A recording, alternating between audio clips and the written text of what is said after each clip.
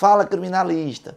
Meu nome é Oséias Rodrigues, sou advogado criminalista e nesse vídeo eu vou te ajudar a entender a possibilidade de aplicação do acordo de não persecução penal nas hipóteses em que o crime aconteceu antes da vigência da Lei 13.964 de 2019, a famosa lei que instituiu o pacote anticrime. Antes de lhe responder a esses questionamentos, é importante a gente compreender quais as hipóteses de cabimento e de não cabimento do acordo de não persecução penal. O acordo de não persecução penal, ele tem previsão no artigo 28A do Código de Processo Penal e ele foi instituído a partir da Lei 13.964 de 2019. O acordo de não persecução penal, ele faz parte da justiça negociada ou consensual. Antes de 2019,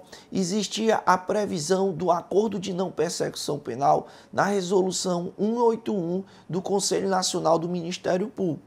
No entanto, o benefício ele não era amplamente aceito em virtude de não estar previsto em uma lei, mas em uma resolução. O acordo de não persecução penal, ele é aplicado nas hipóteses de infração penal que não é cometida com violência ou grave ameaça, cuja pena mínima seja inferior a 4 anos, sendo exigida confissão formal e circunstanciada do crime, desde que o benefício seja necessário e suficiente para a reprovação e prevenção do crime.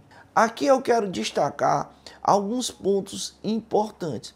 O primeiro é em relação à confissão circunstanciada da prática do crime. O Supremo Tribunal Federal manifestou o entendimento de que é inválida a exigência da confissão prévia no âmbito da investigação preliminar. O segundo ponto é o caráter negocial do acordo de não persecução penal. Nesse caso, havendo uma revogação do acordo, não se pode utilizar essa confissão como meio de prova no âmbito do processo. O terceiro ponto é o que se refere à natureza do acordo de não persecução penal. O acordo de não persecução penal, ele não se trata de um direito público subjetivo daquela pessoa que está sendo investigada, mas a negativa do acordo de não persecução penal gera um direito subjetivo quanto à necessidade de motivação dos fundamentos que levaram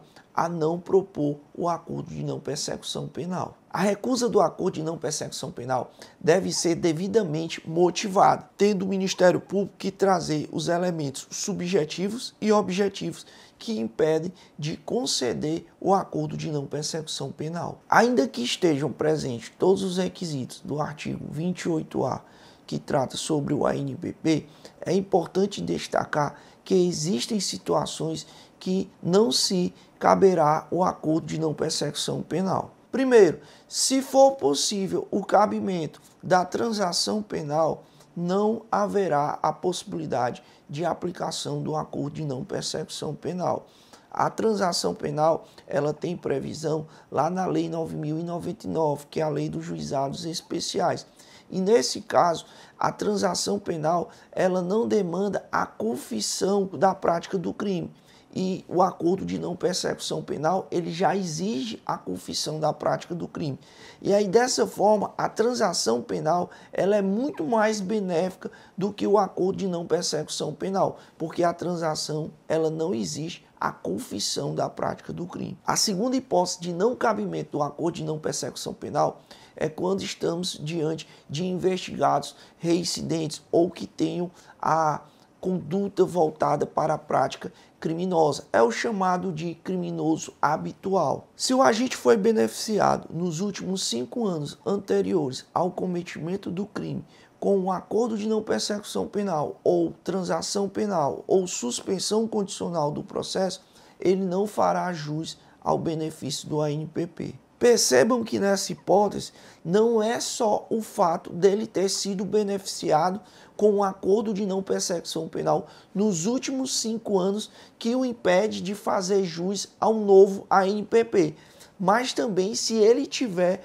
recebido a suspensão condicional do processo ou o benefício da transação penal. Fique atento a esses dois institutos que também são impeditivos de um novo benefício para o ANPP. E a última hipótese se refere aos casos dos crimes cometidos no âmbito da violência doméstica ou familiar ou os crimes praticados contra a mulher por razões da condição de sexo feminino. Feitas todas essas considerações sobre o que é o acordo de não persecução penal, quais as hipóteses de cabimento e de não cabimento, iremos voltar à pergunta que eu te fiz no início desse vídeo.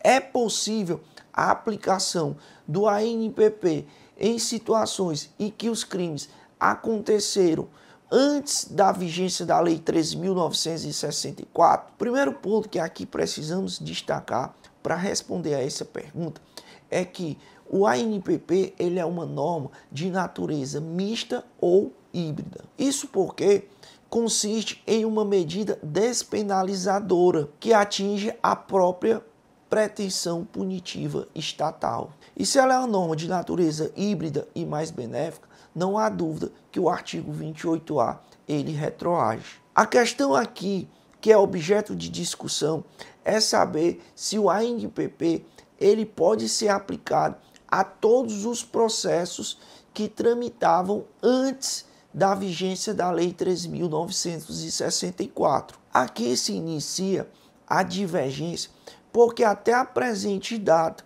o HC de relatoria do ministro Gilmar Mendes, o HC 185.913, até o presente momento, ele não foi julgado. Em uma primeira linha de entendimento, o ministro Gilmar Mendes manifestou em seu voto a possibilidade de aplicação do acordo de não persecução penal aos processos anteriores à Lei 3.964, desde que não tenha havido o trânsito em julgado. No entanto, ele reconhece a necessidade da manifestação da parte dentro dos autos do processo no primeiro momento posterior à vigência da Lei 13.964. Em uma segunda linha de entendimento, encabeçada pelo ministro Edson Fachin e também pelo ministro Dias Toffoli, eles se manifestam no sentido de que é possível a aplicação do acordo de não persecução penal em processos anteriores à vigência da Lei 13.964, desde que não tenha havido o trânsito em julgado.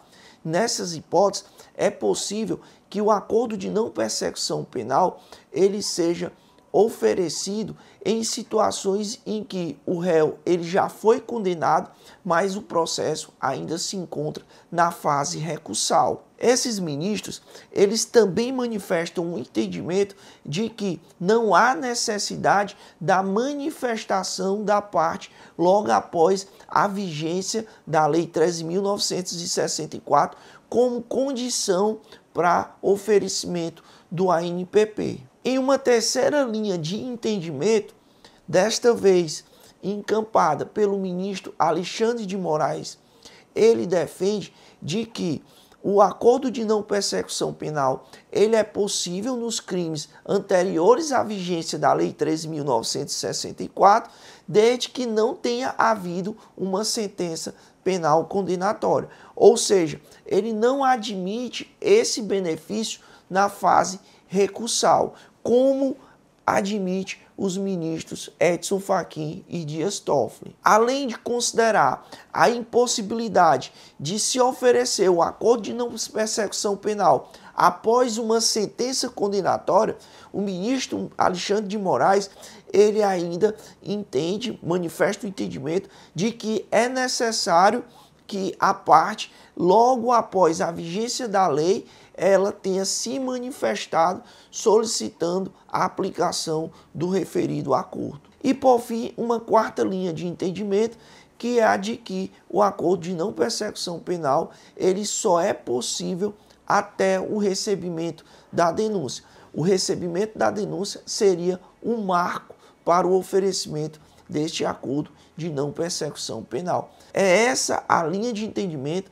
manifestada em alguns acórdãos proferidos no âmbito do Superior Tribunal de Justiça. Levando em consideração todas as linhas de entendimento aqui formuladas pelo Supremo Tribunal Federal, o importante, e eu entendo como mais prudente, é de que se tenha uma decisão no sentido de reconhecer a possibilidade de aplicação do acordo em qualquer fase do processo, desde que não tenha havido o trânsito em julgado, ainda que na fase recursal, e que não haja nenhuma limitação ou nenhuma condicionante ao fato da parte ter que se manifestar logo após a vigência da Lei 13.964. É o que a gente espera, advogado criminalista, é o que a gente espera que aconteça. Vamos aguardar as cenas dos próximos capítulos com o julgamento do habeas corpus 185.913 do Supremo Tribunal Federal. Pessoal, se vocês gostaram do conteúdo desse vídeo, se inscreva no canal, compartilhe e aguardem os próximos vídeos.